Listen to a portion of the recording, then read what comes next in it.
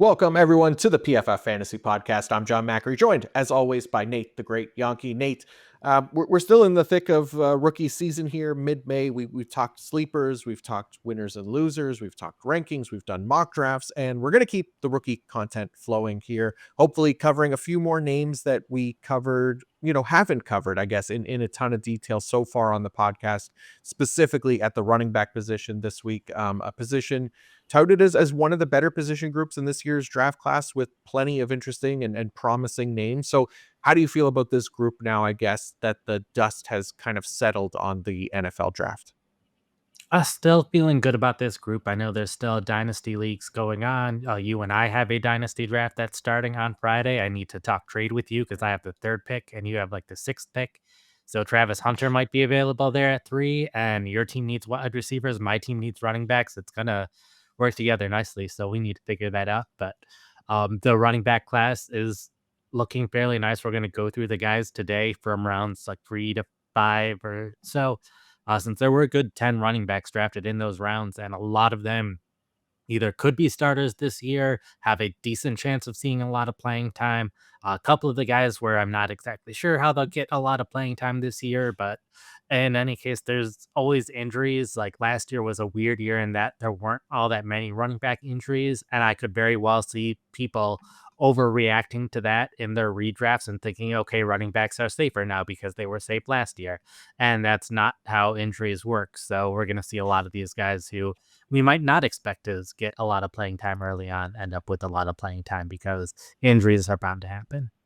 Yeah, it would be nice if we had as few injuries at the running back position to our main fantasy assets as we did last year. But yeah, like you said, that's not how things are typically going to go in an NFL season. So what we're going to do is we're going to cover kind of these guys in order of how they were drafted in the NFL draft, talk about which ones we like, maybe which ones we don't like as much, since just because, a player was drafted ahead of another doesn't necessarily mean that they'll likely be able to deliver for fantasy or be as likely to deliver as for fantasy. So, and I think we do have a kind of a fair bit of that to sort out today. Now, we've obviously covered the round one guys from rookie drafts a lot on this podcast already. I'm talking about obviously Ashton Genty of the Las Vegas Raiders, Omarion Hampton of the Los Angeles Chargers, Quinshon Judkins of the Cleveland Browns, Travion Henderson of the New England Patriots, and RJ Harvey of the Denver Broncos. So there's no real need to get into too much detail there with these guys. Again, you know who they are, you know that you're taking them in the top 12 of rookie drafts. If you want to hear us talk about them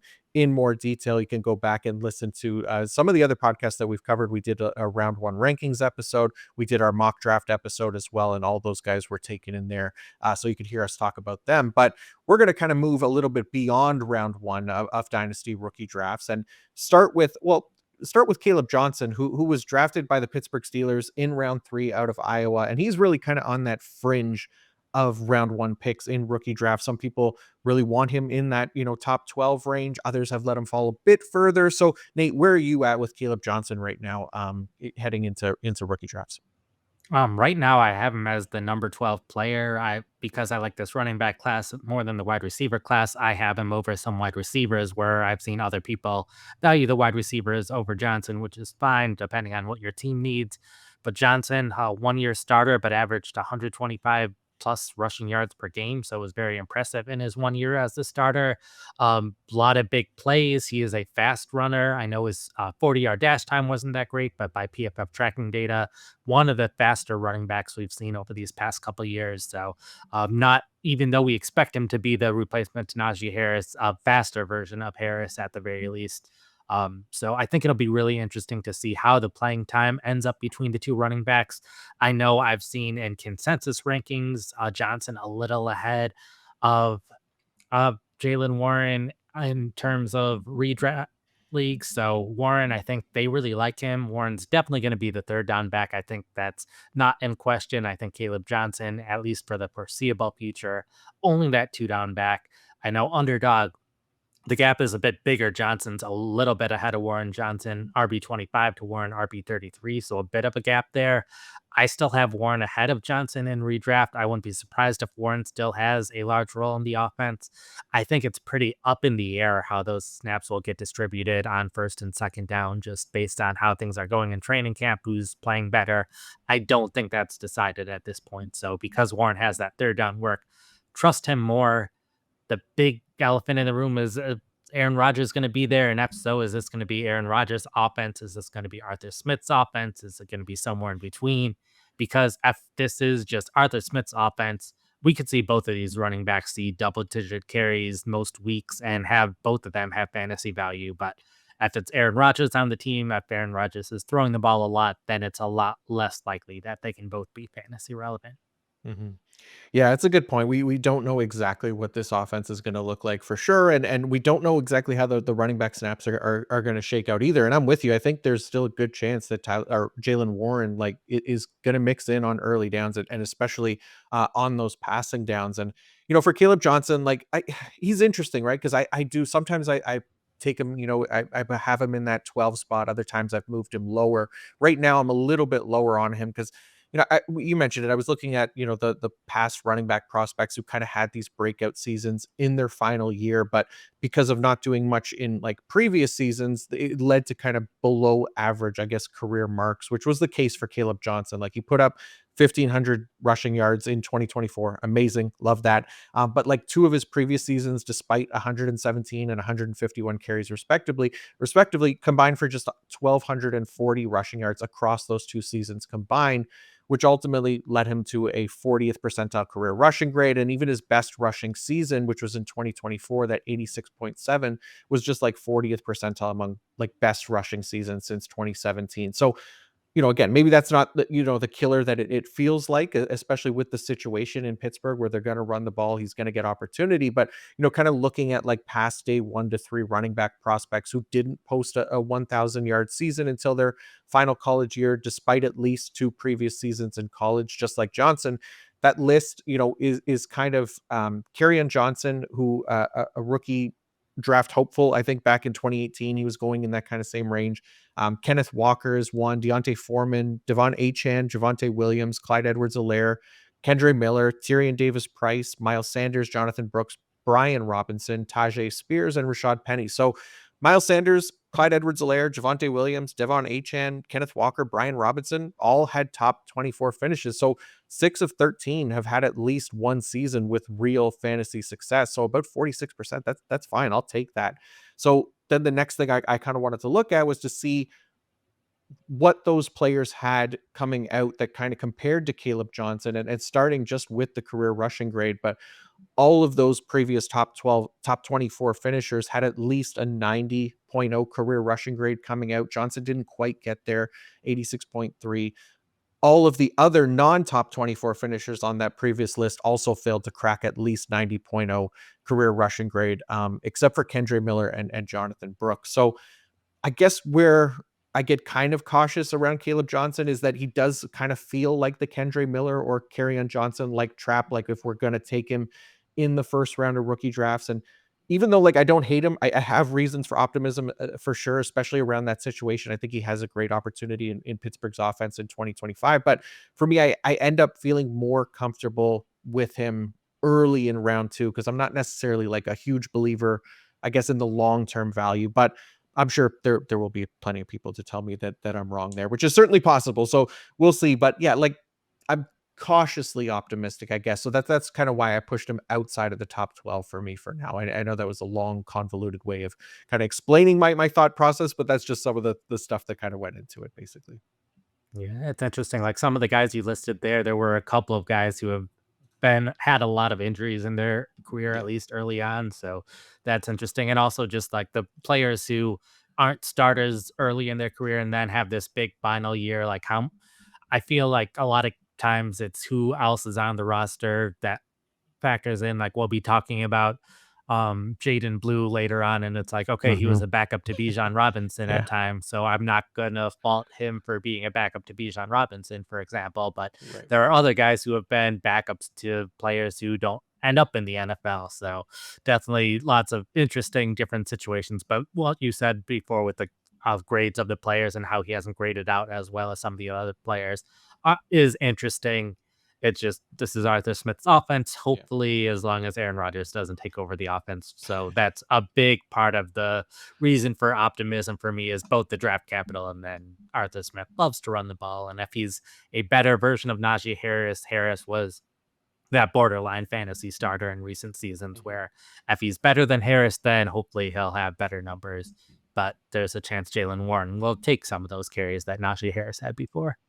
Yeah. Yeah. No, I'm with you. I think that's definitely like where the optimism comes from with me as well, 100%. I just yeah, we'll see if it, it becomes anything beyond this season or what the case will be. But yeah, I'm still fine with him kind of in that top 14-ish range.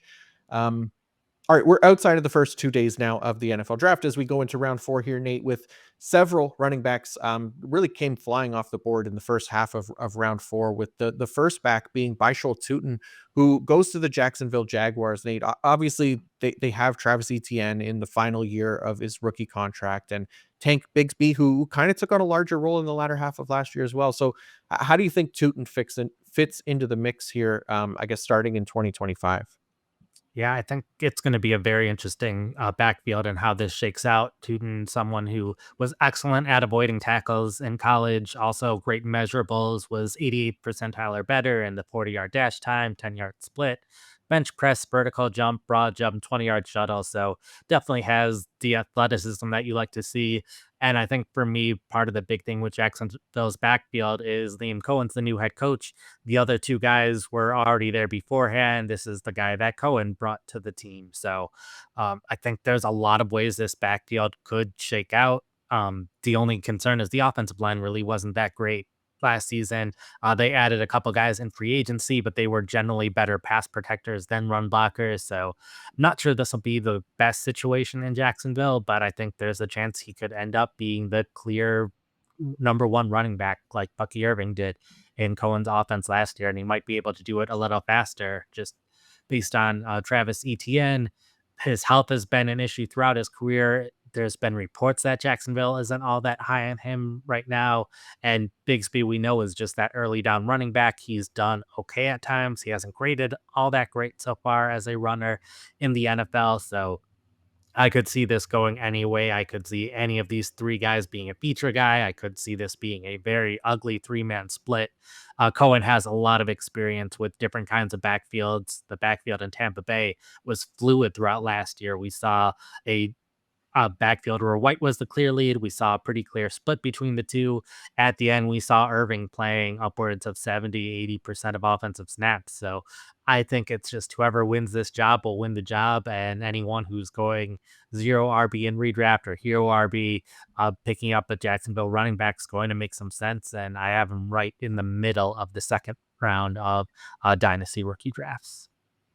Yeah, he's a fun player. I like Bishal Tuten, and he was interesting because he was like RB10 on the consensus big boards. He was like RB13 on the PFF big boards, and he was a sleeper candidate for me, like heading into the NFL draft because of that. But yeah, he was essentially like a lock to go day three. And I remember writing that he might be the most exciting day three running back in this class at that time. Now, to be fair, I was considering Cam Skattebo like a late day two pick, but even with this landing spot, like I'm still excited about Tootin. 93.3 career rushing grade is really encouraging for sure. And like you said, really good at forcing missed tackles, 0.36 missed tackles forced per attempt. Was like a 96 percentile mark that was tied with Bucky Irving and ranking just behind like Bijan Robinson, Trey Benson, Javante Williams as some of the other kind of high end performers in that regard coming out of college. Now, yeah, I don't like it's not an easy path to snaps as a rookie. Like odds are that he'll kind of start the year like on our dynasty taxi squads, maybe until one or both of ETN and Tank Bigsby get out of the way somehow. But like you laid out, like it's not the worst path to snaps for sure because they have kind of been cooling a little bit on those guys potentially. And he has, I think, potential to be a workhorse back more so than I think you'll typically find in the third round, in my opinion. Him and Skattebo really like they're both the only two running backs in my running back prospect model to score at least a 7.5 being drafted outside of the top 100 before that, it was like Bucky Irving and Michael Carter who came the closest to kind of hitting those marks as non-top 100 running backs. And both have been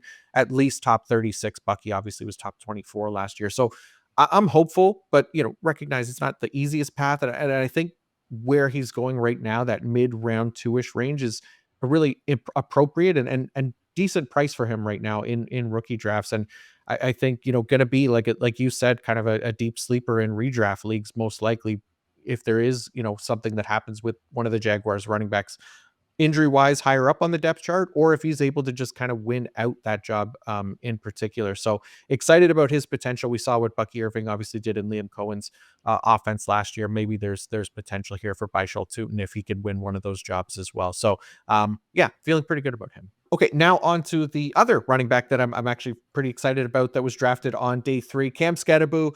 Now, I'm not excited about a lot of day 3 running backs since most are really kind of just dart throws that we hope can maybe hit for like a season before they get Thanos snapped out of existence. But I do have high hopes for Skattebo. First things first, obviously lands with the New York Giants, who don't have like a scary enough backfield to kind of damper any excitement about Cam between Devin Singletary and Tyrone Tracy. Like it's a backfield that can be viewed as up for grabs, in my opinion. And I think Skattebo is good enough to kind of take the reins there at some point soon.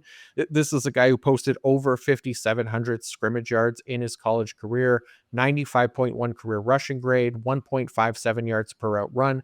That yards per route run ranks 84th percentile among running back prospects. So he's not just like a compiler, but he did get plenty of opportunities and was also efficient with his touches, which is important to see for I think a bigger back who maybe doesn't like have the speed of some of his peers. So, you think about how he wins. He obviously wins with power and making defenders miss, where he earned a 97th percentile career mark in missed tackle force per attempt, was 83rd percentile in yards after contact per attempt as well. He gets knocked for I think the lack of long speed, but what he can bring to that Giants offense, I think by just being a consistent positive for them in the run game, not losing yards, not getting stuffed at the line of scrimmage, and constantly creating those, play by play wins with his touches. That's kind of where Skattebo is best. Like he owns the second best career stuffed run rate in this class at just 11.1%, which he accomplished on the fifth most carries in the class as well. And he owns a 90.9 career rushing grade versus a stack box, which is 98th percentile among running back prospects since 2017. So um, he will be definitely someone that I want to draft in 2025 redraft leagues as well, because I do expect him to make an impact as soon as this season. But where are you at with him, Nate, Skattebo in New York's backfield? A lot of agreement with you. Like you said, he is able to do the dirty work for a running back. He has one of the highest first down rates in this class at 33.6 first down rate. um, because of his size of being like one of the shorter running backs, one of the shorter arm lengths, but having average weight. So a bigger running back. Very athletic, though, was one of the best vertical jumps, broad jumps for a running back. So he had that going for him, even though he was not the fastest running back. He's the kind of guy that, like, if everything's going well, he might only get 4 or 5 yards, but if nothing is going well, he's still going to get 4 or 5 yards. That's a little bit of an extreme, but that's the kind of running back that he is. He's going to do the dirty work, and that works really nicely with the New York Giants, who have not invested a ton in that offensive line, or the linemen, a lot of them that they've invested in haven't worked out all that well. So I think he works out in that the Giants' offensive line hasn't been all that great recently. So Skattebo is able to overcome that offensive line ideally. We've seen with Brian Dable a pretty typical like 55-35-10 split with their top three running backs. Back when he was with the Buffalo Bills, that's how it was a lot of the time when he was there. And then Saquon Barkley's been the one person who's been able to go against that trend, but none of these guys are Saquon Barkley. So would not be at all surprised if Skattebo ends up being that 55 and Tracy the 35 and Singletary the 10 in that kind of running back split, which I think will be fine for him. That probably just makes him like, hopefully this year, borderline fantasy starter, or just in that range of fantasy stardom. So I think that's well within the range of possibilities this season. And even though we're talking about like what he can do in that short yardage and is consistent getting those first downs, And in the past, a lot of those guys have been players you avoid in fantasy, but the exception here is Skattebo can catch the ball, and he showed that throughout his time in college. That's what makes him different than other running backs who have similar size and similar stats as him in the past, is that receiving ability, which makes him a bit more appealing for fantasy than other similar running backs. Yeah, definitely, right? Like, just some of those nice, kind of bonuses that we're looking for from, our running backs where, yeah, if they are getting receiving down work, they're getting goal line work. I think Skattebo could do both of those things for the Giants. So makes him really interesting here. And I think, yeah, somebody that can definitely make an impact in 2025. So um moving on down the list, Nate, we just talked about Travis Etienne a couple of minutes ago, but what about his younger brother, Trevor Etienne, who gets drafted to the Carolina Panthers? What were your thoughts on the Georgia version of Etienne? So a little bit concerned of what his role is going to look like with the Carolina Panthers. I think he'll be able to carve out a role, but I don't think that role will be big enough for fantasy purposes. A number of the running backs that we talked about going forward are a lot of undersized running backs, and ETN is one of those. Head coach Dave Canales really doesn't have much experience with those undersized running backs, and the little bit that he has had those running backs, Raheem Blackshear with the Panthers, and then Chase Edmonds back when he was with Tampa Bay. Both of them were really just intended to be receiving backs on third downs in those situations, and a running back just playing on third downs is not enough to be fantasy relevant. They re-signed Chuba Hubbard at least through 2026. The contract goes through 2028, but they're at least stuck with him for these next 2 years. Rico Dowdle signed the 1 year contract, and I think he's going to have a role in the offense this year. Jonathan Brooks, added to the PUP list, will not be able to play this year because they put him on this list, but hopefully will be healthy enough for 2026 and beyond. So, at least for the foreseeable future, there's at least two other running backs on this depth chart that we expect to have pretty significant playing time. So ETN feels like that third down back, someone who can play on special teams, potentially a lot of things that aren't great for fantasy, but there's a chance that Chuba Hubbard might come down to earth a little bit, in which case ETN could get more playing time, or injuries can always happen, which could boost ETN up the depth chart. Yeah, a lot of the same thoughts. I guess I would, kind of surprised, I guess that, he went as early as on day 3 as he did, considering the Panthers backfield. But, like you said, Jonathan Brooks being hurt, but even still, like, I think, more than anything, like, he's kind of like just this fine third string running back right now behind Chuba Hubbard and Rico Dowdle, since, yeah, we won't see Jonathan Brooks this year. I think being maybe like a change of pace back is the most optimal outlook right now, which is not really going to be likely to be fantasy valuable, right? It might be more NFL valuable.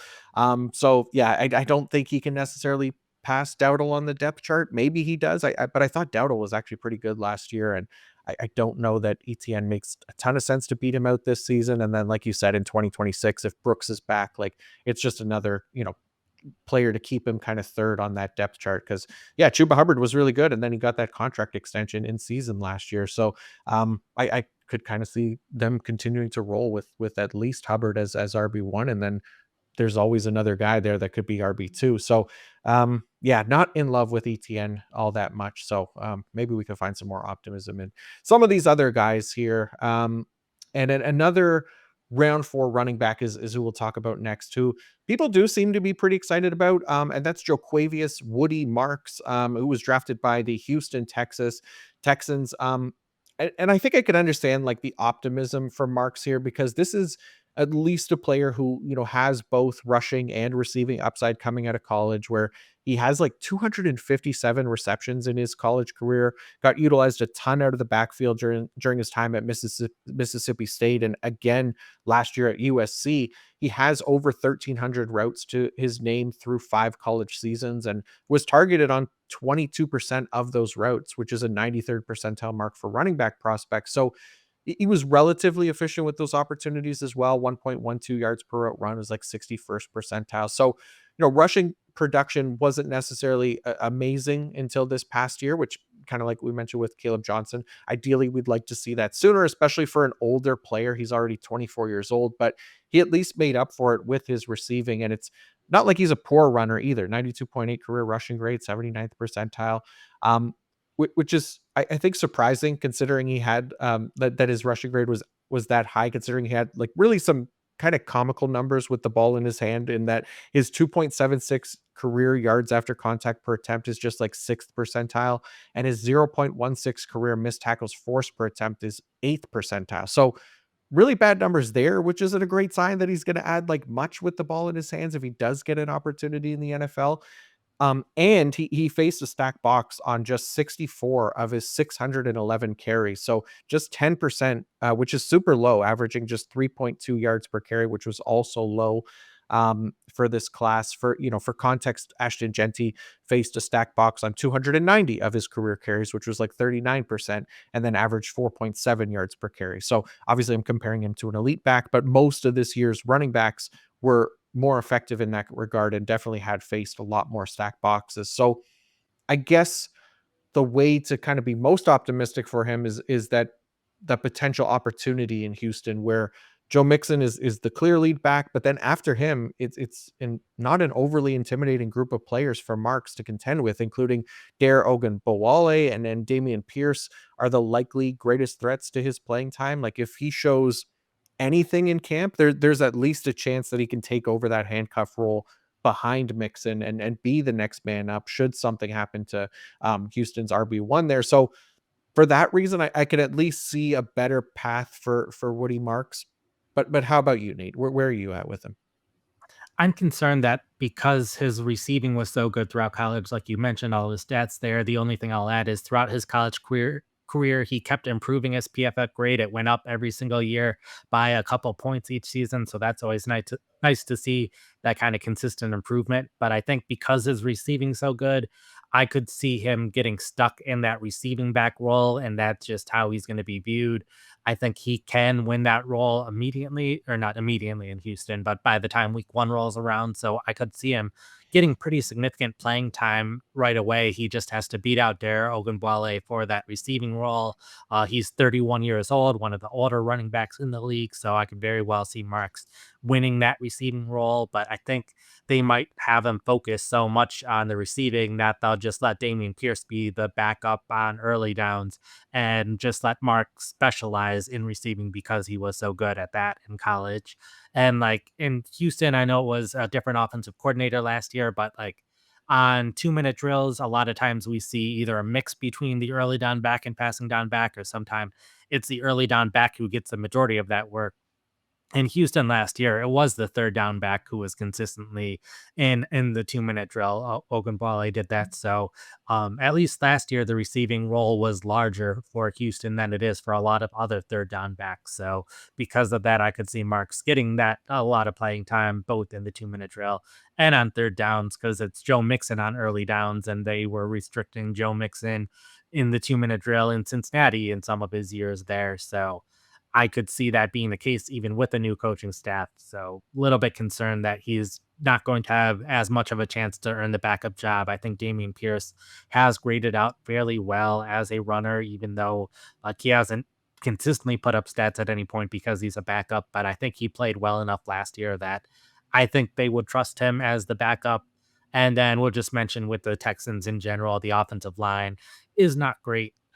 Everyone has a 61 grade or lower in terms of run block grade over the last couple seasons. So even if Merckx does become a runner, or like maybe if Joe Mixon gets hurt, we see a 50-50 split or something, it's still not the best situation because of that offensive line in Houston.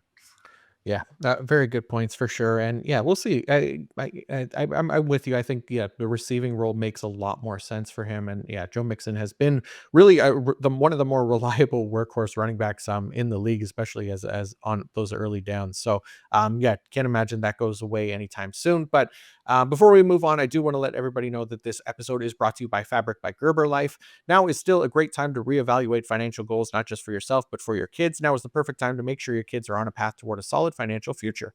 A kid's investment account from Fabric by Gerber Life is quick and simple to set up and lets you invest in their future now for education, big milestones, and more. Fabric by Gerber Life was designed by parents for parents to make it easy to plan for and manage your family's financial path. With a kid's investment account from Fabric, you can start investing in your child's future today. Kids can't invest when they're minors, but a kid's investment account allows you to invest on their behalf now, giving their investments more time to grow. It's all online, and setting up an account could take you just 5 minutes. Then you can manage your child's account, monitor their investments right from your phone. Funds can be used for nearly anything, benefiting your child from tuition and tutors to music classes. And when they're adults and out on their own, they can use the funds for anything they need. Join the thousands of parents who trust Fabric to help protect their family. Start investing in your child today at meetfabric.com/fantasy. That's meetfabric.com/fantasy, MEET fabric.com/fantasy. Portfolios managed by Fort Washington Investment Advisors, Inc. Additional services provided by Apex Clearing Corporation. All investing is subject to risk. Learn more at meetfabric.com. Okay, let's go to another name from day three, Jarquez Hunter. So goes to the Los Angeles Rams out of Auburn. What did you think about Hunter joining Kyron Williams and Blake Corum in Sean McVay's backfield, Nate? First off, enjoyed his college film. He gained at least 10 yards on nearly 20% of his carries throughout his time in college. So was exciting to see a lot of big runs out of him. He's a little bit undersized for a running back, 5'9", 204 pounds, but that is exactly the Sean McVay style for running back, within an inch and within like 5 or so pounds of the other two running backs in Los Angeles. So while we see a lot of teams who like get different kind of running backs so that they can use them in different situations, all three of these guys seem to be pretty interchangeable in Los Angeles.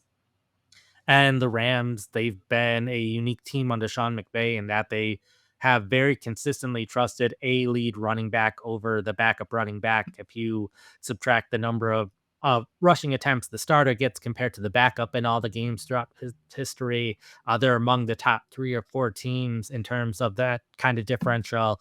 And the other teams near the top of the list are like the Titans, who had Derrick Henry for most of that time. So it makes sense that Derrick Henry's getting more touches than the backup. There was Ezekiel Elliott in his prime and those kind of things. So uh, with the Rams, it's been 5 or 6 different running backs over Sean McVay's time who have been the lead running back. So we think it'll be Kyron Williams. Kyron Williams will probably be the week 1 starter, but he has had a fumbling issue. His grade hasn't been quite as good as some other running backs. I don't think his job is fully safe in Los Angeles. So there's a chance Williams isn't the starter, in which case if someone gets that starting job, they're probably going to be the one getting 15 to 20 carries each week. So it could be Corum, it could be Hunter. It seems a little weird that they drafted a running back so high after drafting Corum. So maybe they aren't as high on Corum as they were a year ago. But the Rams have also been a team that's drafted a running back most seasons. So it also isn't as surprising that they drafted a running back, just surprising how high they drafted a running back. So a chance he ends up being an every down starter, which is kind of more than what we've talked about some of these other running backs, but the odds of that happening are relatively small. And I would expect Etienne and Marks to get more playing time as rookies than Hunter in the average scenario. So if you're in a really big league and you can start 3 or 4 running backs and you need those points from those receiving running backs, I could see a case for Etienne or Marks being higher, but in most normal leagues, I would rather get Hunter because of that chance that he is an every down starter. Yeah, it's a weird one, right? Like, because I'm with you. Like, they have Kyron Williams, who's been obviously very productive for them. They've leaned on him very heavily. They spent a day 2 pick on Blake Corum last year, I believe, right? And they bring in a back like Hunter, who does have a lot of positive career rushing metrics to his name, like coming out of college. He looked pretty good, 92.9 career rushing grade. He was 87th percentile career missed tackles forced per attempt, 84th percentile career yards after contact per attempt. You mentioned the explosive runs. He was 85th percentile there. He's got 4.4 speed. Like, he could have probably like very easily been like an RB2 for maybe a number of NFL backfields, but the Rams in particular, I think, are interesting considering the investment in Corum last year and how effective Kyron has been for them. I have a hard time as well, kind of seeing how if all three of these guys are healthy, that he'd be anything more than kind of a taxi squad stash for us at this point. Like, definitely worth drafting in rookie drafts because I do believe in him as a runner. And we talk about this all the time, but situations change quickly in the NFL. So not totally unlikely that his path to snaps clears up significantly at some point. But I don't know that hope is worth investing too much in at this point. So he's like more of like a third round pick at best in most, kind of rookie draft formats for me as well. Okay, let's see. The Cleveland Browns. So they double dipped on not just quarterback in the NFL draft, but running back as well. With Nick Chubb's time there is it being done, they needed to fill the void. They drafted Quinshon Judkins in round 2, and then came back in the 4th round to take Tennessee running back Dylan Sampson, who was a workhorse for Tennessee this past season. He carried the rock 258 times in 2024, six most in the FBS regular season, and he was pretty effective. 90.9 rushing grades, 70 missed tackles were top 10 in that same span. And it's worth noting that similar to Woody Marks, Sampson was not very effective like when he faced a stacked box, and he is a much smaller back. So this could be a continued issue at the next level. Like, he was actually the least effective running back for his career with at least 50 attempts, averaging 3.1 yards per carry, and didn't have to face a ton of stack boxes during his time at Tennessee, just 101 carries, which is about 24%. So still much more than Marks, and enough when, considering kind of the lower success rate to have some concerns about how effective he'll be against bigger, better run defenders in the NFL. Now, I think for him, the better path to snaps is going to be on passing downs, right? Like, obviously, because given Judkin's success, draft capital profile, he just makes more sense to get that early down role and lock that down. Where Sampson did at least have better, albeit not amazing, receiving profile coming out. So he makes sense given the other options in Cleveland if they do want to get him on the field to do it as a receiving back, which is at least something for a day three back and a clearer path than maybe a lot of these other running backs who we're still talking about today. But um, worth rostering in Dynasty for sure. I even like him late second round in rookie drafts, but where are you at with him, Nate? Yeah, I could see him being a change of pace back. I know our draft guide spoke pretty glowingly of him. We ranked him fairly high in terms of our just real life running back rankings, talk about his balance, his footwork, his vision, his explosiveness. But like you said, an undersized back, and I know used that word a couple of times for some of the other running backs, but Samson's even smaller, 5'8", 200 pounds. Only running back I could find within the last decade that had similar measurables and significant playing time was Dion Lewis as the only one with over 2,000 offensive snaps over the past decade around that size. Devin Etienne right around that size as well, and he will probably surpass that mark sooner rather than later. So there is an example of someone in the NFL who's been able to do it. But I think Sampson, like you said, clearest path to playing time will be on passing downs, the highest receiving grade and yards per route run among the running backs in the backfield, even though that's comparing college stats with NFL stats, which is a little bit apples to oranges, but could see Sampson being the most effective receiving back on the Browns roster, and could just see this being like a change of pace thing where Judkins is getting a lot of the work, but then Sampson is able to do things a little bit differently, maybe not get as many carries. So I could see Sampson probably having more rushing attempts than a lot of the guys that we just talked about this season, if you assume everyone stays healthy for the entire season. But that's not going to be enough rushing attempts to start him in fantasy, unless maybe we see an injury, in which case maybe they trust Sampson with a higher workload. But I don't see him having a high enough workload to trust starting him anytime in the near future without an injury, unless he's just playing so well. But he did look really good in college in a lot of situations. He needs to avoid those stack boxes, like you said. So Cleveland will hopefully need a passing game in order for that to happen. And then we'll also add the Browns offensive line, a major red flag as well for the running backs in general there. They kind of kept a lot of the same players for several years. They were one of the best offensive lines when everyone was at their peak. That was a couple years ago. They added a couple players for competition here and there, but it's still not going to be one of the better run blocking offensive lines this season. Yeah, I'm with you. Hard to get excited about the situation in Cleveland, but who knows? We'll see what happens with them this year. All right. So next up, the San Francisco 49ers. They drafted another running back, which is it's starting to feel like an annual tradition as this marks, I think, the fifth running back drafted for them in the past 5 years, all round three or later. This time it's Jordan James out of Oregon. Nate, how did you feel about the latest addition to San Francisco's collection of mid to late round running backs? Well, I can delete my note that says fifth mid to late round running back by the 49ers in the past 5 seasons from my notes there. Nice. But he graded very well in college, was the backup to Bucky Irving, and then took over for Irving once he went to the NFL. 95.5 career rushing grade in college. So very successful in college, but he has that interesting 49ers depth chart of Christian McCaffrey and Isaac Guerendo.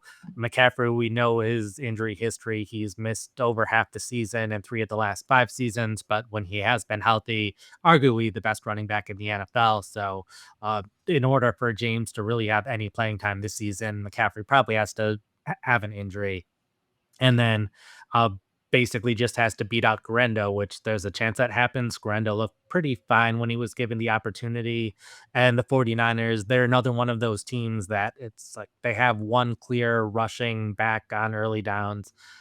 Whoever it is, it's next man up. And rather than having a split of backups having that role, it's always been one guy. We saw last year it was Jordan Mason until Mason also got hurt, and then it was Guerrero. So I think it has to be just beating out Guerrero outright and the McCaffrey injury, in which case the 49ers have an excellent offensive line.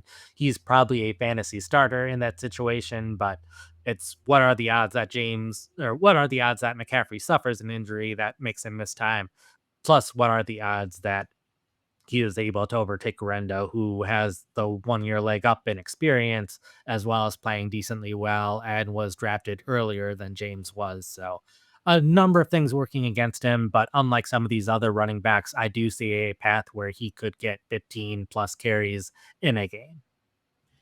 Yeah, there's a path there, right? Obviously, McCaffrey dealing with injuries, and he's getting older as well. Like it's a great situation for any back. We've seen that plenty of times before in Kyle Shanahan's offense. But like you said, the problem is that if McCaffrey is healthy, then nobody else is getting a shot that will allow them to be fantasy relevant. So yeah, more than handcuff at best than anything else at this point, which is fine, I think, to draft later in rookie draft, stash on the taxi squad. But if it doesn't happen this year, I wouldn't be surprised if they just go back to the well in 2026 with another, late to mid round running back. Not a ton of hope long term, but one where the price is right enough that, if he does hit, could be one of the better lottery tickets in rookie drafts, considering, the profile, the landing spot. But CMC will have to be out of the way for that to have any chance, basically. Okay, another late round back that there's definitely a path for snaps in year one. Jaydon Blue out of Texas gets the coveted spot of being the first Dallas running back drafted this year. Unfortunately, it came in like the fifth round, and unfortunately to me at least, like he's a back that I was not slash am not excited about all that much. Like, yes, the Cowboys running back depth chart is pretty sad, but I think a fifth round pick out of Texas who, barely has 200 carries to his name is not like the shining light that I think we were looking for. As the draft was kind of going on, like his rushing numbers, despite the lower workload, are still pretty poor across the board. Just ninth percentile, obviously career production, like you mentioned, playing behind Bijan Robinson will do that. But third percentile career explosive run rate, 23rd percentile career rushing grade. His best marks being like a 67 percentile missed tackles forced per attempt, 53rd percentile yards after contact per attempt. So I do kind of have a hard time getting excited about him as a runner in particular, especially considering just like an overall lack of experience, which at the very least Javonte Williams and Miles Sanders have and should be viewed as kind of the more trustworthy options out of the backfield right now. I don't know that Blue is going to be viewed in that same way. So his best bet is likely as a receiving back because his receiving numbers at the very least are efficient. 1.58 career yards per route run is 85th percentile. 23% target rate is 94th percentile. And all of that came almost exclusively in 2024 with 41 receptions on 58 targets. But he did have 5 drops in there as well this past season alone. So he's also smaller. So, pass protection isn't going to be a strong suit for him as well. He's got speed, 4.38 speed. That's great, but there are also plenty of 4.3 speed running backs with poor rushing profiles who fail more often than not. The Sean Tucker, Pierre Strong, TJ Logan, Kareth White, Ty Chandler, those types that are kind of the comps for Blue with similarly poor college rushing profile.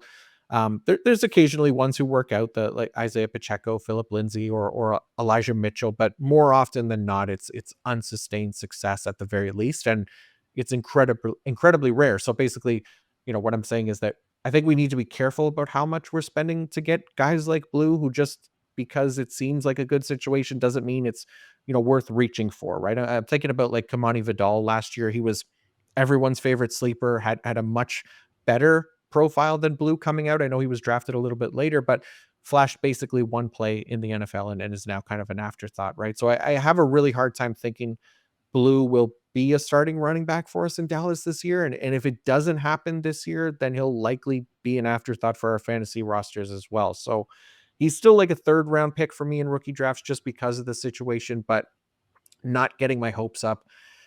I don't know, Nate. Am I too pessimistic here? Are you feeling any better about Blue in Dallas? Because I know Javonte and Sanders like haven't exactly been amazing themselves, so maybe I shouldn't hate on him too much here.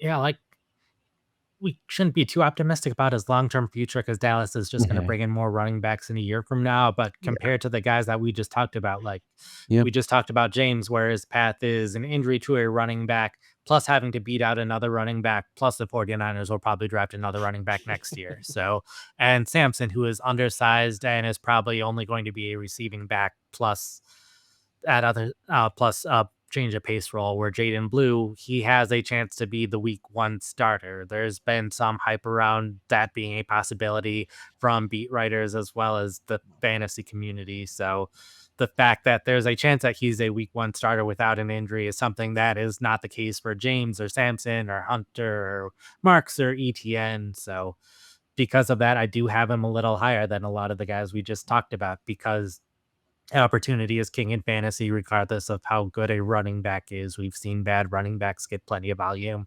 We've seen good running backs not get nearly the volume that they deserve. So I do have him right near the start of round three because I'm still plenty of other players who were drafted earlier at other positions as well that I'm happy to get.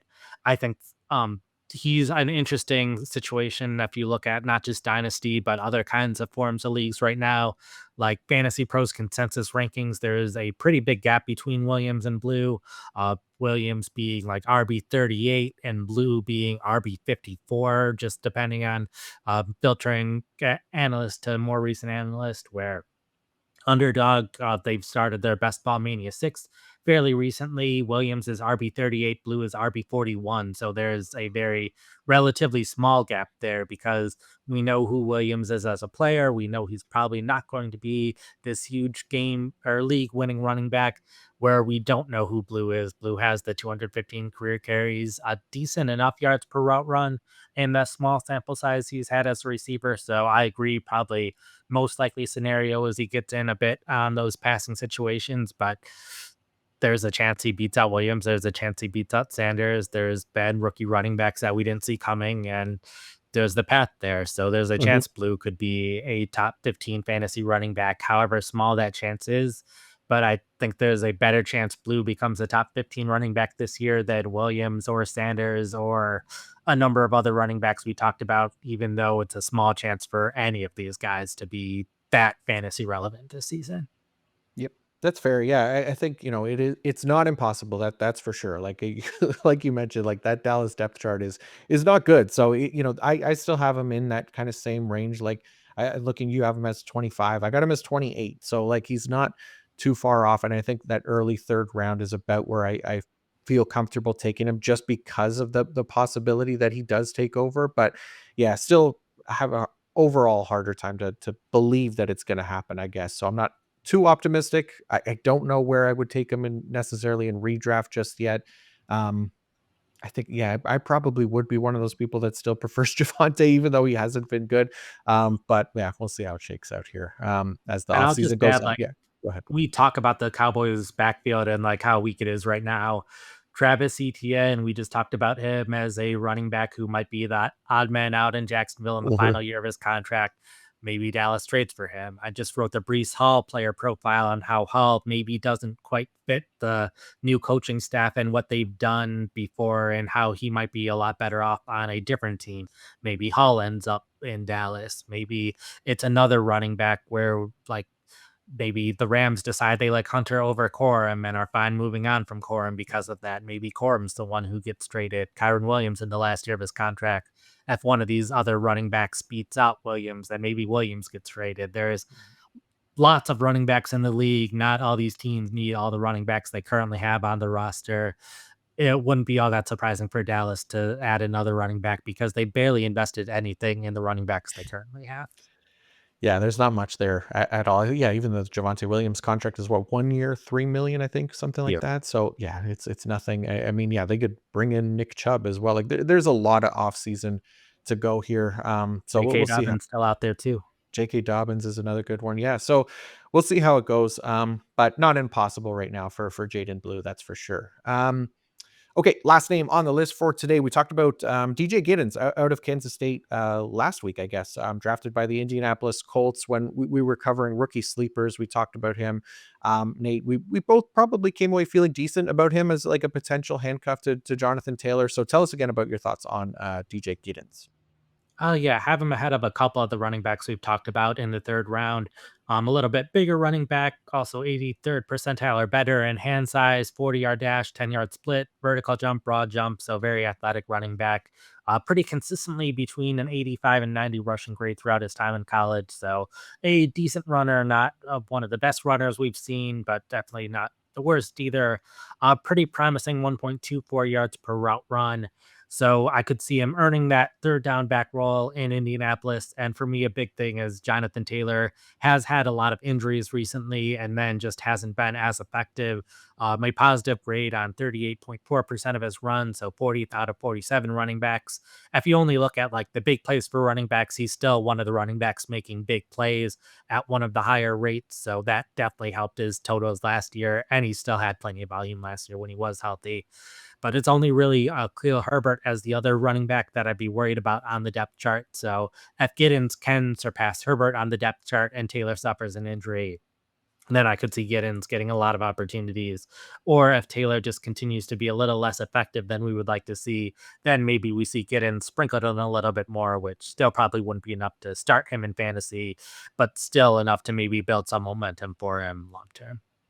Yeah, yeah, I felt like he was, one of the more, I think, deserving backs to be drafted probably a bit earlier than this. Has more ideal size for the position, has a strong rushing profile, back-to-back seasons with over 1,200 rushing yards, 84th percentile career rushing grade. There's some receiving potential for him as well. So, yeah, not impossible. Khalil Herbert, he's definitely flashed in the NFL, but he's also, 27 years old now, former sixth round pick himself. So, yeah, we talked about it last week, but I don't hate Giddens as a potential next man up in Indianapolis. And should something happen to Jonathan Taylor, could be a nice value, and then another good round 3 pick for me as well.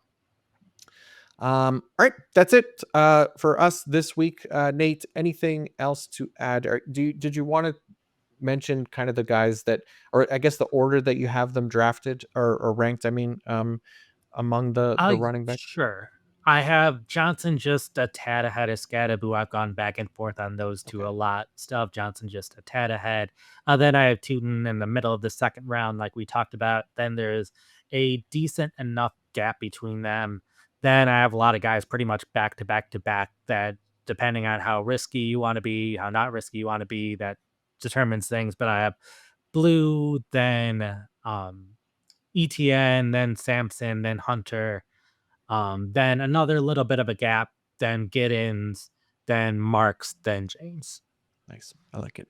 There we go. So yeah, that's all pretty much within. I'd say that probably, yeah, the first 3 rounds of rookie drafts. It looks like as well. So yeah, plenty of names there to be interested in here for dynasty, for redraft. A lot of running backs coming out of this year's class. So thank you everybody for tuning in. If you'd be so kind to like and subscribe to the channel on YouTube, we would greatly appreciate that. Or leave a 5-star review on Apple Podcasts. Also very appreciated. Nate, thank you to you as well. Please do remind everybody what you got going on at pff.com this week. Yeah, so right now I've been running through a ton of player profiles, making sure I know everything I need to know about every single player in the top 200 or so in redraft rankings. Plus, I've already done the top 35 or so college players. So, everyone that we talked about today, there are player profiles already up on the website going through how well they played in college, what their competition for touches is, how the coaching staff impacts them, how the offensive line impacts them. So, even more detail than what we talked about today with a bunch of charts and graphs for everyone.